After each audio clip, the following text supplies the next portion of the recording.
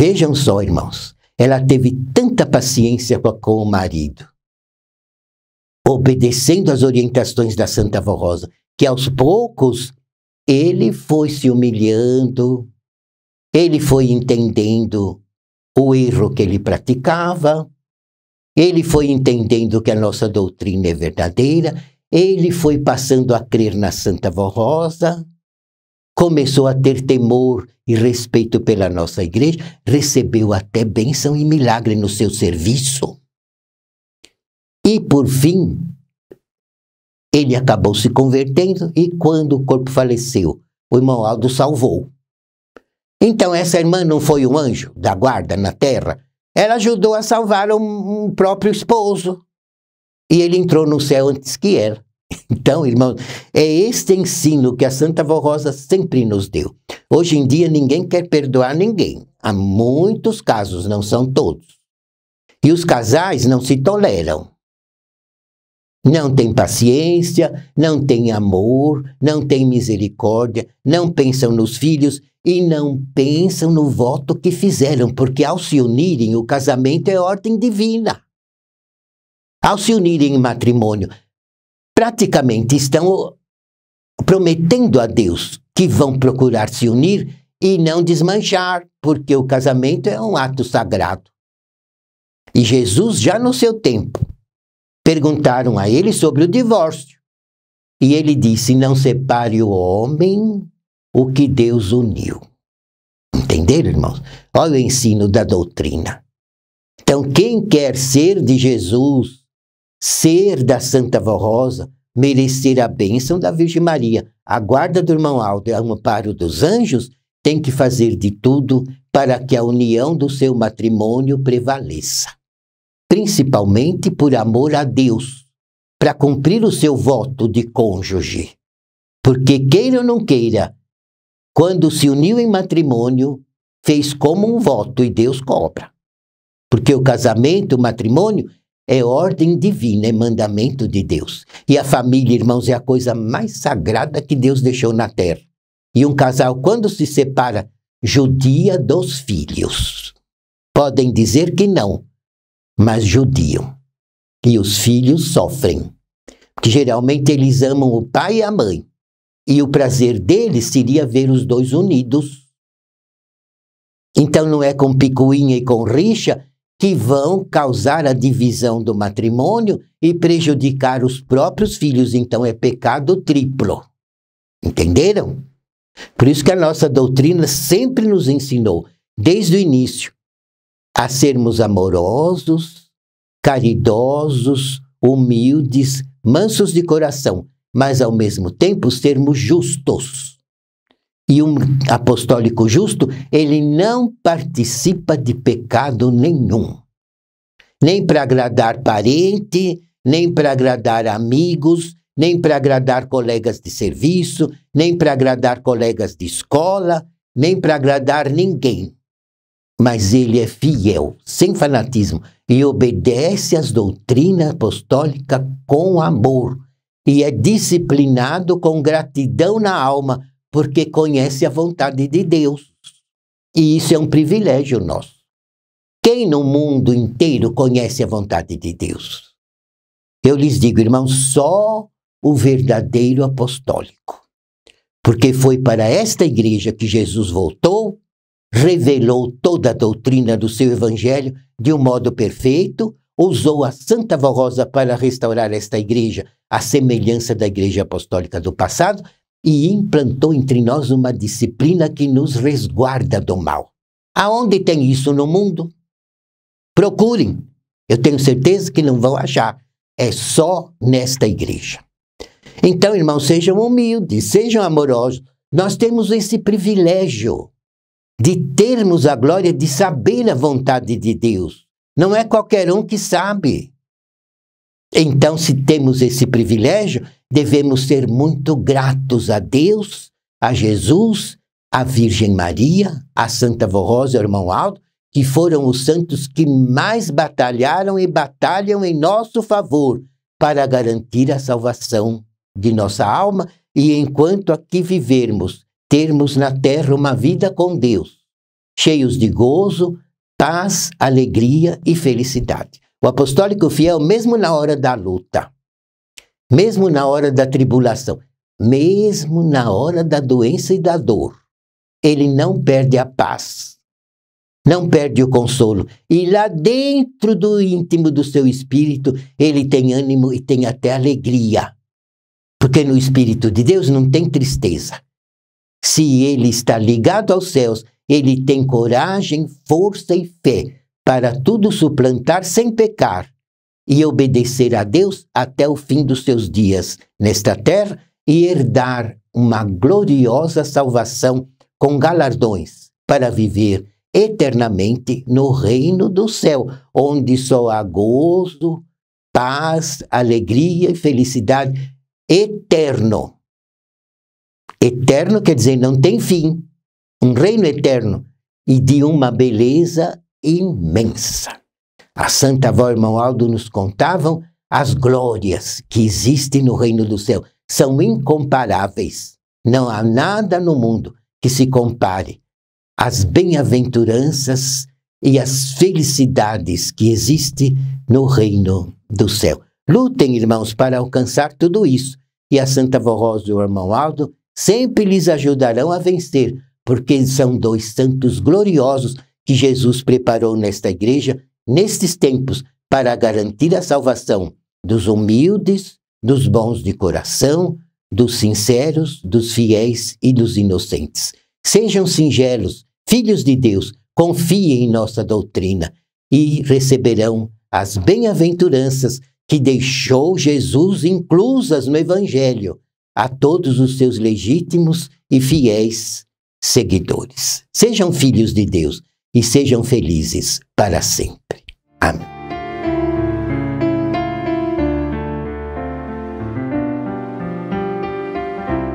Prezados irmãos, a paz do Senhor a todos.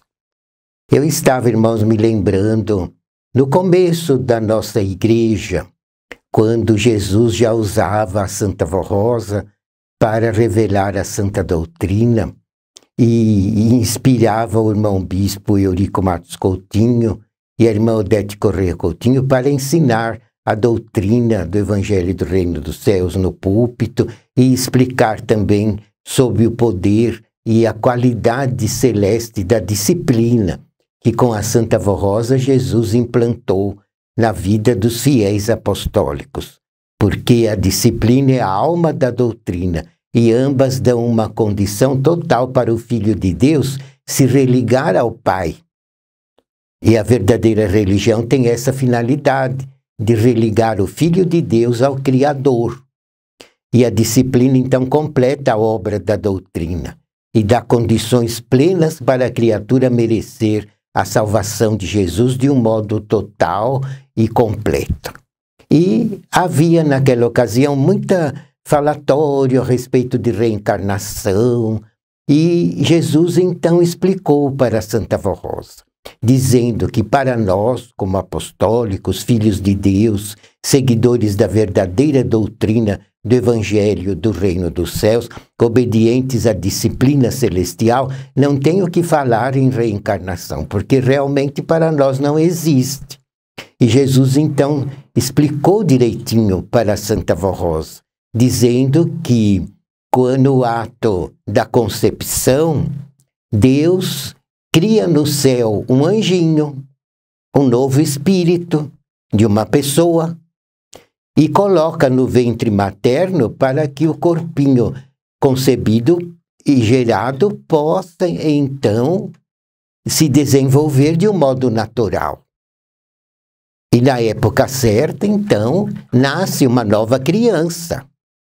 É um novo filho de Deus, uma nova filha de Deus. É um anjinho inocente, à semelhança dos anjinhos dos céus e à semelhança do próprio Deus.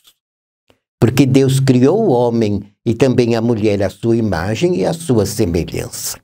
E a criança, se é nascida principalmente de pais apostólicos, que são fiéis, consagrados, convertidos, santificados, obedientes, a criança nasce com espírito de vida, isso é, nasce com vida no espírito.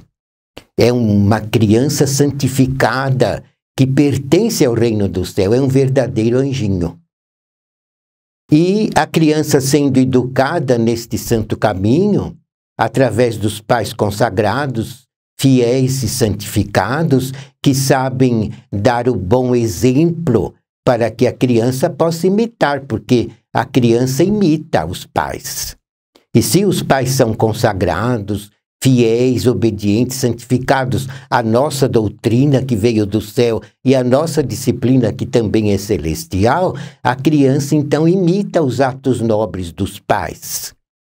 E ela também vai tendo temor na alma e vai aprendendo a nossa doutrina, porque uma criança bem nova, irmãos, já tem possibilidade de entender muita coisa a respeito da nossa doutrina. E os pais ensinando, educando, com diálogo, dando à criança o seu bom exemplo e também levando-a na igreja, em nossas reuniões. A criancinha, desde pequena, vai ouvindo também a mensagem. Às vezes parece que a criança está tão distraída, irmãos, mas muita coisa ela capta da mensagem, porque é uma mensagem ungida pelo céu. E a criança, sendo anjinho, ela recebe também o alimento espiritual em nossas reuniões. E uma das bênçãos que Deus nos concede com Jesus, a Virgem Maria, Santa Vó Rosa e o Irmão Aldo, é alimentar os nossos corações, o nosso espírito, com a virtude do céu, com o alimento do céu, que é a própria palavra da Santa Doutrina. E as crianças, desde a tenra idade, também vão sendo alimentadas em nossas reuniões, com a virtude do Espírito Santo e da verdadeira fé. E, geralmente, é lei divina, é lei de Jesus. A criancinha deve ser consagrada. Até os 5 anos de idade é um anjinho. Então, Jesus orientou a Santa Vó Rosa que a criança, até os 5 anos, deve ser consagrada, como ele foi consagrado. A Virgem Maria e São José levaram o menino Jesus ao templo, praticamente recém-nascido. E um servo de Deus chamado Simeão o tomou nos braços e o consagrou a Deus, falando no ato o nome dele, Jesus de Nazaré, porque ele nasceu em Nazaré da Galileia.